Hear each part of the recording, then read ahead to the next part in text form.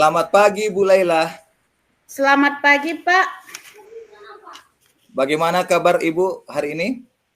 Alhamdulillah, Pak, sehat, Pak. Bapak sehat, Pak? Puji Tuhan sehat, Bu. Oh iya, Bu. Tadi Ibu ingin menyampaikan sesuatu ya kepada saya, Bu. Iya, Pak. Bapak punya waktu tidak? Saya mau cerita sedikit nih, Pak. Tentu saja, Bu Laila. Saya ada waktu. Bahkan untuk Bu Laila, saya punya banyak waktu. Kira-kira apa ya yang ingin Ibu ceritakan? Benar, Pak, akhir-akhir ini saya melihat dan merasakan di kelas saya itu anak didik saya kurang antusias dalam belajar dan merasa bosan di dalam belajarnya. Dan mereka juga hanya sebagian saja yang mengerjakan PR yang saya berikan. Baik, Bu. Berarti permasalahan yang Ibu sampaikan yaitu kurangnya antusias anak dalam belajar dan pembelajaran yang membosankan. Dan anak didik malas mengerjakan PR-nya. Kira-kira apa nih yang Ibu harapkan dari pembicaraan kita ini? Saya ingin mengharapkan atau mendapatkan solusi dalam permasalahan yang saya dapatkan di kelas, Pak. Baik, Bu. Terima kasih sudah berbagi. Jadi, kita fokus pada mencari solusi agar siswa Ibu antusias di dalam belajar dan tidak merasa bosan juga mau mengerjakan PR-nya. Nah, sekarang mari kita coba identifikasi situasinya, Bu. Menurut Ibu, antusias anak dalam belajar di kelas itu sudah mencapai skala berapa? Apakah di antara 1 sampai 10? Menurut saya, Pak, ada di skala 5, Pak. Hal ini dikarenakan masih banyak siswa yang kurang antusias dalam belajar.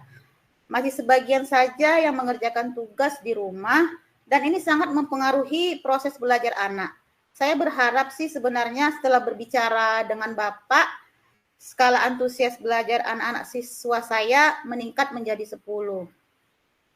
Baik, Bu. Berdasarkan skala yang diperoleh saat ini, saya yakin dan percaya Ibu pasti sudah mencari penyebab kurangnya antusias siswa Ibu di dalam belajar.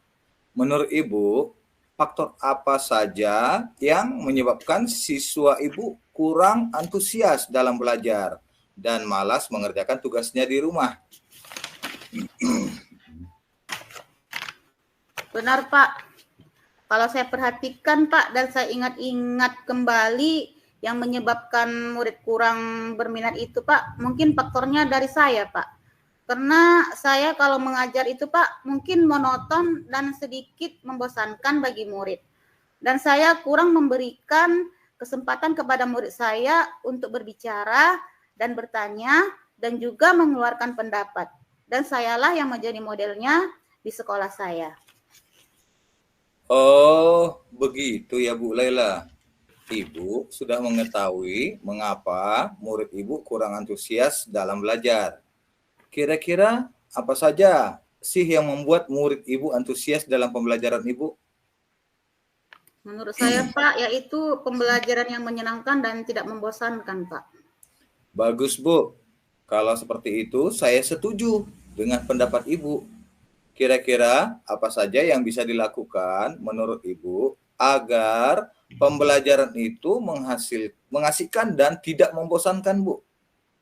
Mungkin saya harus menggunakan pembelajaran yang bervariasi ya, Pak ya. Atau bisa juga menambahkan sumber belajar yang lain, mungkin dengan menggunakan infokus dan layar proyektor. Atau menonton video pembelajaran dari YouTube. Sehingga mereka nyaman dan semakin senang dan saya akan memakai media pembelajaran dan fasilitas yang ada di sekolah saya. Oke, baik Bu. Kira-kira apa yang menyebabkan anak-anak malas mengerjakan PR, Bu? Kalau saya cermati, Pak, mungkin selama ini tugas yang saya berikan itu terlalu banyak dan menumpuk. Belum siap satu, saya sudah kasih yang lain lagi, Pak.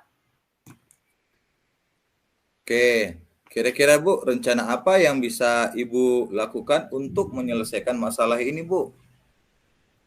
Mungkin saya akan mengurangi tugas siswa saya, Pak.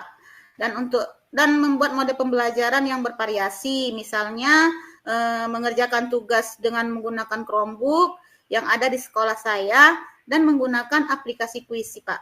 Atau membuat konten TikTok, Pak, yaitu kontennya tentang konten pembelajaran, Pak. Wah, bagus sekali rencana Ibu. Jadi, rencana yang sudah Ibu susun tersebut sudah terprogram ya, Bu? Rencananya Ibu akan menampilkan konten yang bervariasi, ya kan? Mengerjakan tugas dengan Chromebook, dan juga membuat konten TikTok. Nah, apapun tantangannya, kita harus tetap semangat dan bisa didiskusikan lagi. Untuk mengatasi tantangan tersebut, tindakan apa yang paling tepat kita lakukan, Bu? Menurut saya, Pak, untuk siswa yang tidak antusias belajar perlu diberikan pembinaan, Pak. Dan dengan menghadirkan orang tua siswa tersebut, mudah-mudahan dengan cara ini memberikan kesadaran bagi siswa saya tersebut, Pak. Bagus sekali, Bu. Kira-kira kapan rencana ini akan Ibu laksanakan? Insya Allah, Senin sudah saya laksanakan, Pak. Baik, Bu. Saya menyadari ini tidak mudah dilaksanakan. Menurut Ibu, kira-kira siapa nih yang dapat membantu Ibu untuk melaksanakan kegiatan ini? Sebenarnya semua guru di sekolah mendukung saya, Pak. Tapi memang Ibu Eka lebih dekat dengan saya. Karena Bu Eka ini lebih memahami IT dibanding dengan rekan-rekan guru saya yang lain, Pak. Ya, berarti Ibu mengharapkan kolaborasi bersama dengan Ibu Eka ya, untuk hasil yang lebih baik. Kira-kira apa komitmen Ibu untuk melaksanakan rencana tersebut? Saya akan berkomitmen ya Pak, untuk membuat atau mewujudkan rencana yang saya buat ini secara kontinu, secara berkelanjutan dan dengan menggunakan bahan belajar yang bervariasi, yaitu tidak hanya sekali atau 2 kali, tapi bisa seterusnya Pak. Itu rencana saya. Kemudian dengan saya membuat media atau model pembelajaran bervariasi, murid-murid saya itu Pak bisa belajar secara merdeka, mereka bebas memilih nanti medianya. Dan saya akan berikan kebebasan Pak, dan saya tidak akan memaksakan keinginan saya lagi.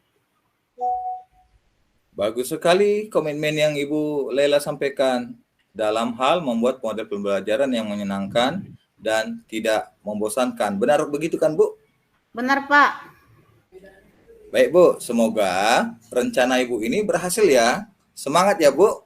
Amin. Kira-kira Bu, ada lagi yang ingin Ibu sampaikan? Saya rasa sudah cukup Pak, dan saya sudah lega Pak. Terima kasih Pak atas waktunya yang sudah bersedia mendengarkan saya Pak. Terima kasih ya Pak. Sama-sama Ibu.